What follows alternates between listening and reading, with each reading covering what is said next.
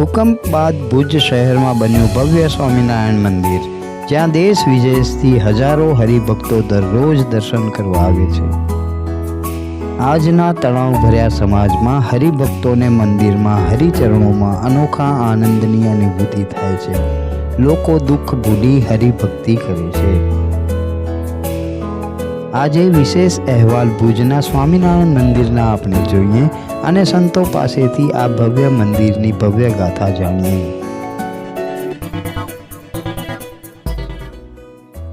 આજે આપણે દર્શન કરશું ભુજના સ્વામિનારાયણ મંદિરની। 2001માં જે ગોઝારો ભૂકંપ આવ્યો હતો ત્યારબાદ સ્વામિનારાયણ ભગવાનના ભક્તો જે જૂના મંદિરમાં જતા હતા, પરંતુ એ મંદિરે એવું નક્કી કર્યું કે હવે સમય અનુસાર એ મંદિરને એવી જગ્યાએ બનાવવામાં આવે કે જ્યાં વધારે લોકો આવી શકે। એટલા માટે એ સ્વામિનારાયણ મંદિરને નવી જગ્યા, જે જગ્યાએ સ્વામિનારાયણ સ્કૂલ હતી એ જગ્યાએ મંદિરનું નિર્માણ કરવામાં આવ્યું। આ ભવ્ય મંદિર જે બનાવવામાં આવ્યું છે એનામાં કેટલાય વર્ષોનો સમય લાગ્યો અને આ ભવ્ય મંદિરને જોવા માટે આજે દેશ વિદેશથી અનેક હરિભક્તો આવે છે। ભુજમાં વર્ષ 2001માં આવેલ ભયાનક ભૂકંપ બાદ આ મંદિરનું નિર્માણ કરવામાં આવ્યું। માત્ર કચ્છ જ નહીં પરંતુ આખા ગુજરાતમાં ભવ્ય બનેલા મંદિરના દર્શન કરવા માટે રોજ હજારોની સંખ્યામાં ભાવિકો આવે છે। આ ભવ્ય મંદિરમાં રોજ હજારોની સંખ્યામાં આવતા હરિભક્તોને અનોખા આનંદની અનુભૂતિ થાય છે। આજના યુગમાં જ્યાં લોકો ડિપ્રેશનમાં જાય છે, લોકોને ખૂબ જ તણાવ અનુભવતા હોય છે, એવામાં આ મંદિરે આવી ભગવાનના સાનિધ્યમાં લોકો બધે ભૂલી જતા હોય છે અને હરિના દર્શન કરી, હરિની ભક્તિ કરી અને અનેરો આનંદનો ઉત્સાહ પામી અને પોતાના ઘરે જાય છે। ભૂકંપમાં ભાંગી પડેલા અનેક હરિભક્તો હતા કે જેમની સ્થિતિ એવી ન હતી કે તેઓ માનસિક રીતે બહુ મજબૂત બને, પરંતુ ભગવાન શ્રી સ્વામિનારાયણના સાનિધ્યમાં આવીને એ હરિભક્તો મનથી મજબૂત થયા અને એટલામાં મજબૂત થયા કે એમણે હરિના નામે ઘણું બધું કરવાનું વિચાર્યું અને પછી આ ભવ્ય મંદિરનું નિર્માણ થયું। આ ભવ્ય મંદિરને જોવા માટે હજારોની સંખ્યામાં લોકો આવે છે અને રોજ સાંજે અને સવારે આરતી સમયે એ હરિભક્તોને આનંદનો અનુભવ થાય છે અને પ્રભુની પણ પ્રાપ્તિ થાય છે। તો આ જે મંદિરની ભવ્ય ગાથા છે અને એ મંદિરનું નિર્માણ કેવી રીતે થયું એ બાબતે આપણે લક્ષ્મણ પ્રકાશ સ્વામીજી પાસે વધુ માહિતી મેળવીએ। નમસ્કાર, આવાજ જનતા કીમાંથી હું દતેશ ભાવસાર। કચ્છની પરિકલ્પના કરવામાં આવે તો કચ્છના બે અલગ અલગ ભાગ પડે છે, એક ભૂકંપ પહેલાંનો ભાગ અને એક ભૂકંપ પછીનો ભાગ। ભવ્ય જ્યારે ગોઝારો ભૂકંપ થયો એના બાદ અનેક લોકોનો વિસ્થાપન કરવામાં આવ્યો અને એ વિસ્થાપનમાં સૌથી અગત્યનો વિસ્થાપન છે એ સ્વામિનારાયણ મંદિરનો થયો। સ્વામિનારાયણ સંપ્રદાયનો જે નવો મંદિર બન્યો એ મંદિર એટલો ભવ્ય બનેલો છે કે એ મંદિર આજે જૂજ જ ગુજરાતમાં 2-4 એવા મંદિરો હશે। તો એ બાબતે આપણી સાથે વાત કરવા માટે સ્વામીજી છે। સ્વામીજી, ખૂબ ખૂબ ધન્યવાદ તમારો। આ ભૂકંપ પછી આપણો જે નવો મંદિર બન્યો એની યાત્રા કેવી રીતે રહી એ અમારા માધ્યમથી આપ હરિભક્તોને સમજાવો। સૌ મિત્રોને ઘણા ઘણા જય શ્રી સ્વામિનારાયણ। હું સાધુ લક્ષ્મણ પ્રકાશ દાસજી। આપના જે પ્રશ્ન અનુસંધાને મારી સમજણ પ્રમાણે વાત કરું તો કચ્છ એટલે કાચબા જેવો પ્રદેશ અને એની સાથે સાથે ઇતિહાસ જોઈએ, ભૂગોળ અને ઇતિહાસ બંને સાથે ચાલતા હોય છે।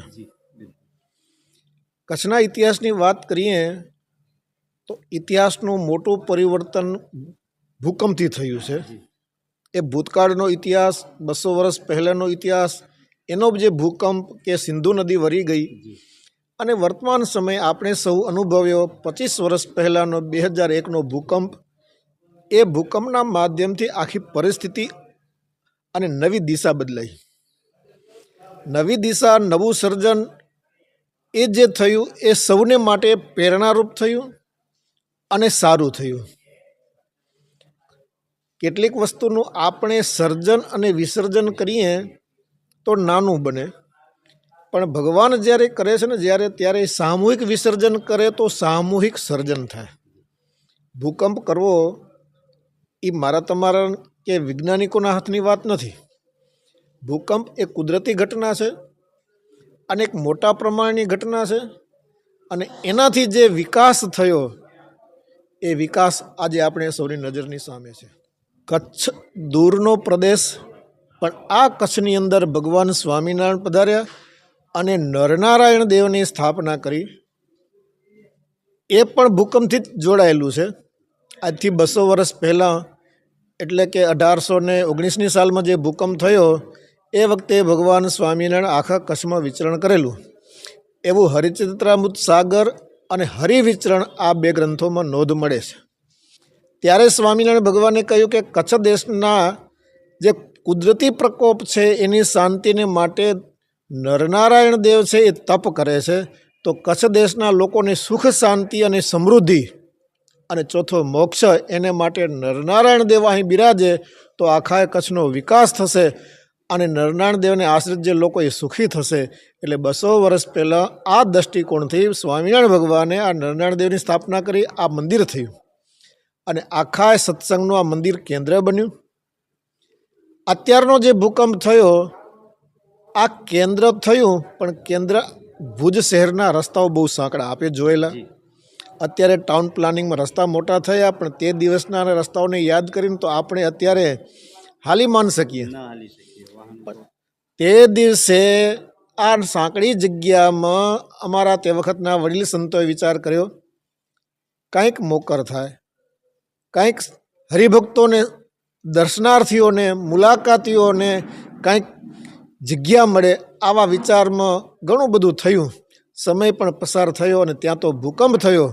ભગવાન કે તમે મોકર કરી કરીને કેટલી કરશો, હાલો હું તમારે માટે મોકર કરી દઉં. અને એવા વિચારથી ભૂકંપ થયો અને ભૂકંપ પછી નવા મંદિરની એ શરૂઆત થઈ કે જે અમારા વિચારમાં હતું, જે ભગવાનને જે કરવું હતું, ભગવાનને પોતાને નવું ઘર જોઈતું હતું, નવી જગ્યાએ જવું હતું, મોકરની જગ્યાએ જવું હતું, ભક્તોને શાંતિથી સુખને દર્શન દેવા હતા, તો એ ભૂકંપ અને નવા મંદિરની ત્યાંથી શરૂઆત થઈ. ભગવાને જ્યારે નરનારાયણ દેવની પ્રતિષ્ઠા કરીને ત્યારે એને ભાગવતના 6ઠા સ્કંધનો આ સંદર્ભ છે. અને ત્યારે એને કહ્યું કે ભગવાન પ્રત્યક્ષ બિરાજશે, શરણે આવનારને સુખિયા કરશે. અને આ અનુસંધાને જે લોકો અહીંયા આવે છે એના જીવનના સંકલ્પ લઈને, જીવનની માનતા લઈને, કોઈને કોઈ વિચારથી ભગવાનને જ્યારે શરણે આવે છે ત્યારે ભગવાન એની ઈચ્છાને, એની ભાવનાને, એની લાગણીને પૂર્ણ કરે છે. અને એ જે લાગણી પૂર્ણ થઈ છે એનો જે ભાવ છે એ ભાવનું આ સર્જન થયું છે. ભાવની સાથે સાથે ભક્તિ ભળી છે. મંદિરનું બાહ્ય રીતે જોઈએ તો પથ્થરથી સર્જન થયું છે, પણ પથ્થર ઉપર પથ્થર મુકાયો છે ને એની સાથે સાથે ભાવનાઓ મુકાઈ છે. દેશ વિદેશમાં રહેતા લોકો જે નરનારાયણ દેવને યાદ કરે છે, સ્વામિનારાયણ ભગવાનને યાદ કરે છે, રાધાકૃષ્ણ ભગવાનને યાદ કરે, એની ભાવનાઓનું આ ચણતર છે, એની ભક્તિનું આ ચણતર છે. તે દિવસની તમને વાત કરું ને જો તો બહુ ગજબ છે.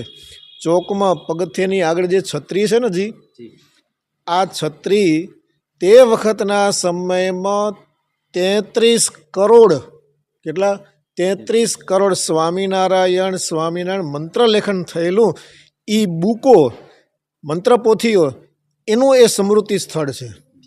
અને એના પાયામાં આ સ્મૃતિ સ્થળ, એના પાયામાં સ્વામિનારાયણ મહામંત્ર રચાયેલા છે. અને દેશ વિદેશમાં રહેતા લોકો, નાના નાના બાળકોથી કરીને વૃદ્ધ સુધીના લોકો આ જે મંત્ર લેખન કર્યું એની સ્મૃતિ છે.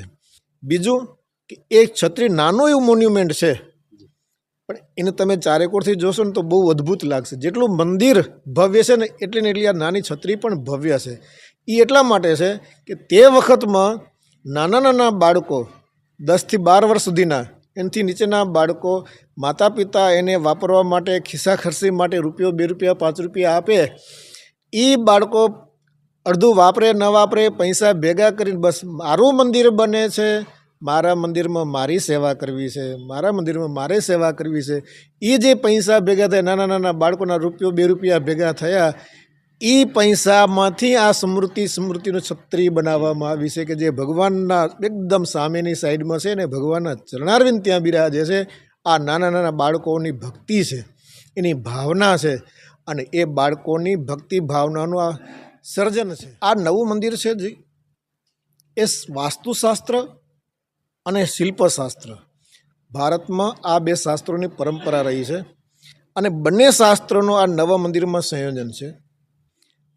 આખું જે સર્જન થયું છે પાયાથી કરીને શિખર સુધી તો આપ જોઈ શકો છો, સંપૂર્ણપણે વાસ્તુશાસ્ત્રના નિયમ પ્રમાણે છે. પણ એક સ્થાપત્ય શાસ્ત્રની તમને વાત કરું, તમને પણ કદાચ ખબર નહીં હોય, શ્રોતાઓને પણ આ સાંભળીને નવાઈ લાગશે કે જે ભગવાનની પ્રેરણાથી જ થયું છે. એ મંદિરનું જે નિર્માણ થયું છે દિવાળી પછી લાભ પાંચમ આવે છે. લાભ પાંચમથી કરીને કાર્તિક સુદ પૂનમ, નવા વર્ષના એ 15 દિવસ 10 દિવસ, એ 10-15 દિવસ સુધી સવારે સૂર્ય ઉદય થાય ત્યારે દરેકે દરેક ઠાકોરજીના શ્રી ચરણોમાં સૂર્યપ્રકાશની કિરણો આવે છે. એ 15 દિવસ સુધી જ રહેશે, 15 દિવસ પછી નહીં હોય, એનાથી પહેલાં પણ નહીં હોય.